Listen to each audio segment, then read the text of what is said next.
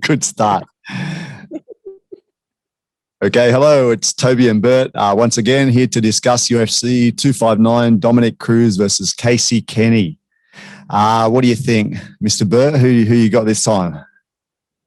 Well, I'll get into that a little bit later. But first off, I don't understand why this is on the prelims. For me, this is one of the bigger fights that I'm looking forward to. Exactly what I was thinking. My God, the only thing I was thinking they may have done is because Cruz's body is basically held together by a bit of tape or a Band-Aid, and maybe they're thinking he's going to pull out. I'm not sure if that's the reason. I mean, that is a better assumption than what I thought. Maybe they're trying to draw eyes to the prelim, get some, more attention down there, because I just can't think of any logical reason. I mean, your reason's maybe better than mine, but yeah, there's some really good undercard fights. Anyway, we're only discussing this one for now. Let's have a little look at the tail of the tape kind of thing. So Dominick Cruz, the first point that comes to mind is he's a bit older. He's 35, but he's a bit older in fight years, I guess. He's had a lot more experience in terms of fighting bigger names on the bigger stage, 5-round fights, etc., versus a 29-year-old who's got a few less fights in him. The last fight of Dominick Cruz, who hasn't been so active the last few years, was a loss to Cejudo. Now, fighting Cejudo in the first place is a decent achievement, right? So it's not to be looked down upon that he lost to him. He actually lasted quite a while. And Kenny won a decision against Wood last time as well. The reaches are similar. The heights aren't too dissimilar. They're not finishing everyone they fight. They've only got a couple of finishes with a sub to Casey and a KO win to Cruz. A little bit higher strikes for Casey per fight, per round, and more takedowns for Cruz than Kenny. Any observations, young Bert? Young Bert now. All right. What, younger than? Yeah, younger than you. Most of us are. So one of the things I forgot about, because Cruz he fights so rarely. So like his last win was 2016, but I mean, that's it's kind of like deceiving a bit, because you say, wow, you haven't won in so long, but he's only fought twice since then, and against Cody Garbrandt, who kind of dominated him in that unanimous decision. And then, like you were saying, Henry Cejudo, who was beating everybody. So it's it's a bit of a.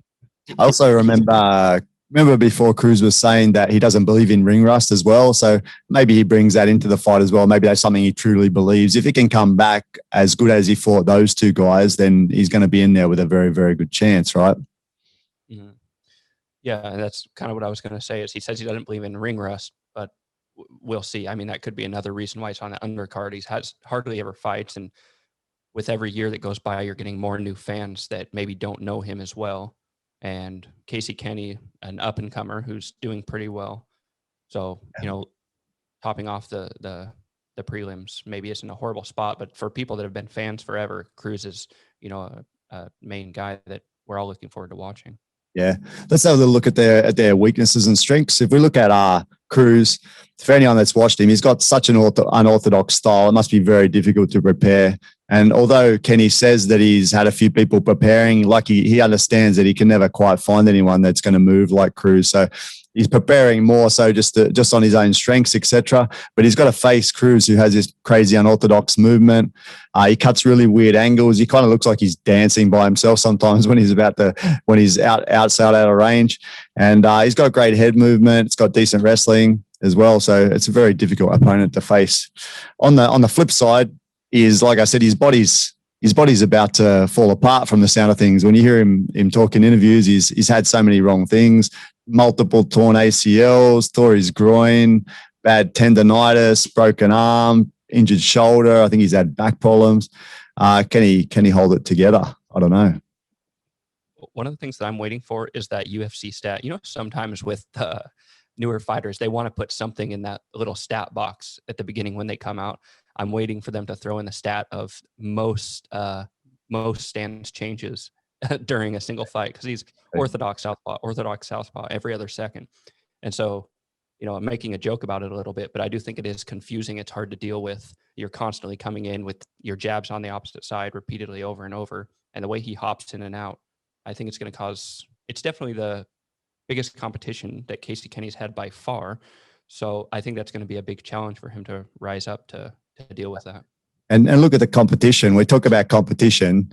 Like it's funny because you listen to the interviews with Kenny, he's talking about fight IQ. What's he talking about? In comparison, his fight IQ must be pretty close to zero when you're fighting a guy that beat Demetrius Johnson, fought Cejudo, Garbrandt, Faber, Dillashaw, Jorgensen, blah, blah, blah. The list goes on.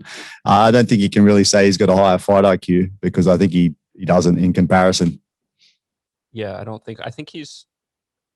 I think maybe he might be mixing. I don't know about the specific thing you're referring to, but I was watching him, and he does have a good technical base, but even that, maybe a more traditional technical base than Cruz, as far as that goes. But as far as a fight IQ, I can't really fathom how that's possible.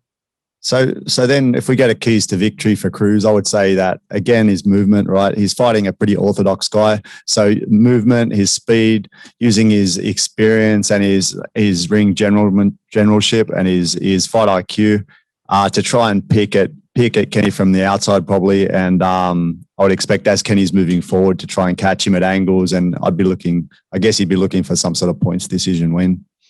What are you thinking for his keys to victory, Brett?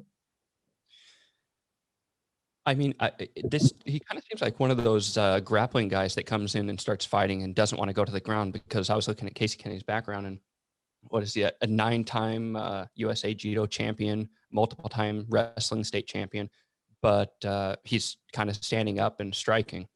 So it'd be interesting if he went in and tried to wrestle Cruz. I'm not sure how that would work out because Cruz's takedown defense is so high. It's like 86 or 87% or something like that. It's very high, but it'd be interesting. I think it would mix up the fight quite a bit.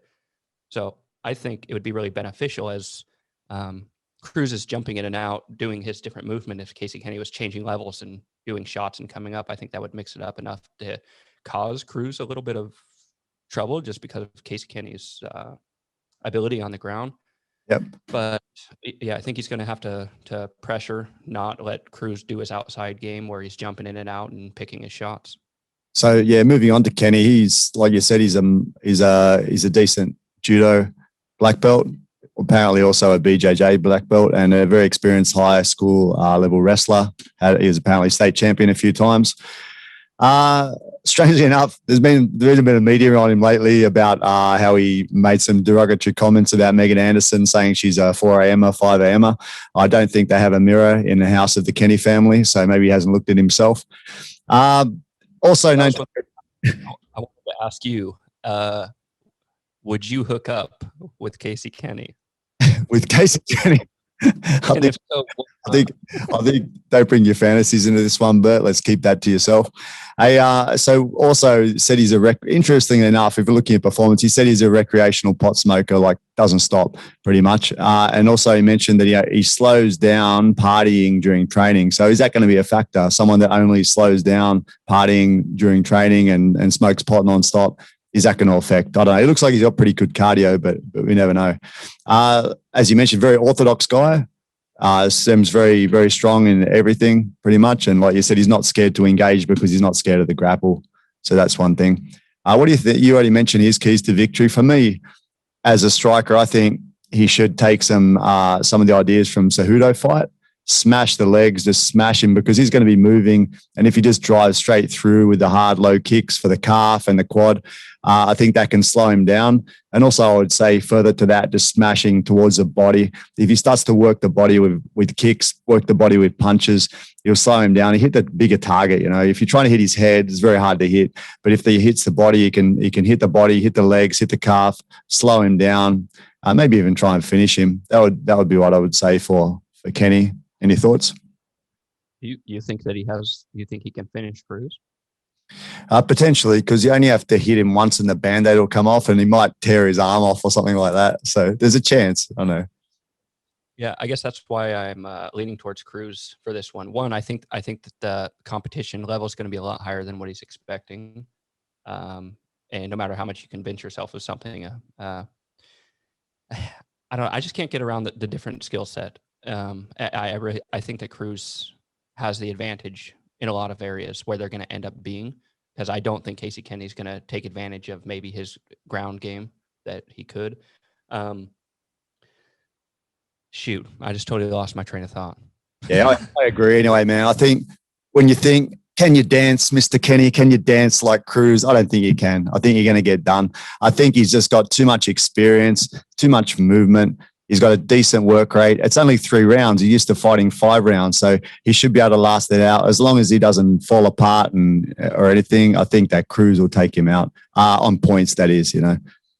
Oh, I remember what I was saying now. Yeah, I don't, based on their finishing, especially Casey Kenny's finishing in the UFC, most of his wins are unanimous decision. Actually, I think all but one of his wins are unanimous decisions. He has 1 submission.